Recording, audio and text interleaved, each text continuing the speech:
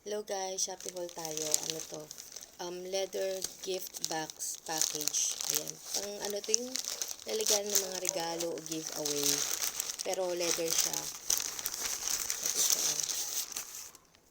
Meron siyang kasamang twilly na maliit. Tapos itong leather na ganito. Purple yung pinili ko pero may mga choices doon na iba-ibang kulay. Ayan. Feeling ko pwede nyo siyang lalagyanan ng mga regalo. Tapos pwede rin nyo siyang gawing mini bag kasi gawa siya sa leather. So matibay siya. So bubuin ko lang to guys ha. So ayan. Ito yung loob niya guys. Kasi itong yung labas. Ayan. Magkaiba yung itsura ng loob niya sa kalabas. Basta malalaman nyo naman kung ano yung part na madulas, yun yung labas. Tapos igaganito nyo lang siya guys. Ayan. Tapos ipapasok nyo muna sa baba. Ayan, baba. Tapos dito sa taas. Ayan.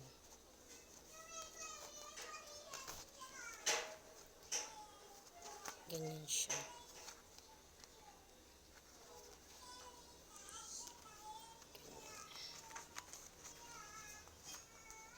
Ganyan.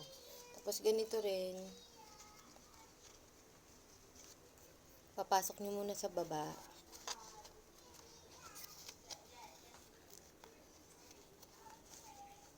Tapos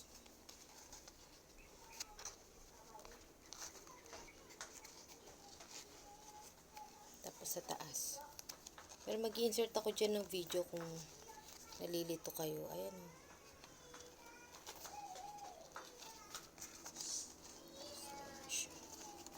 So, ayusin nyo lang.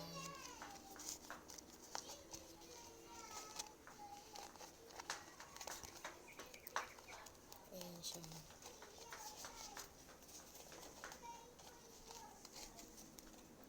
Nagets nyo ba kung paano? Basta una muna ilulusot nyo sa baba, then pag nasa loob na, sa taas. Ayan siya. Medyo makapal naman guys yung quality ng leather niya. Ayan, tapos medyo ayusin nyo lang. And then, itong twilly, i-ribbon nyo lang. Ribbon.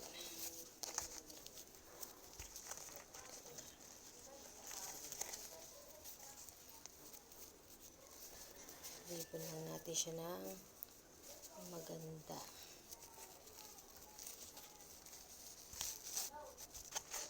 Hindi ako magaling mag-ribbon. So, ayan o.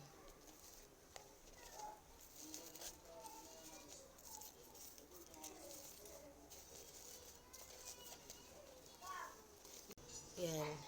Medyo inayos ko yung ribbon kasi pangit. So, ayan.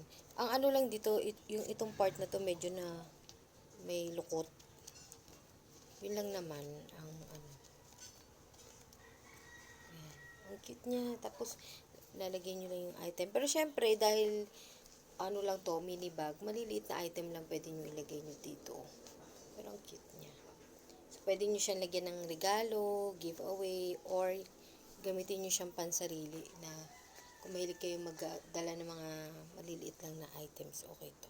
Pakita ko sa inyo yung close-up para mas ma-appreciate nyo. So guys, ayan o. Maliit, maiksi lang yung yung twilly kasi syempre maliit lang naman to.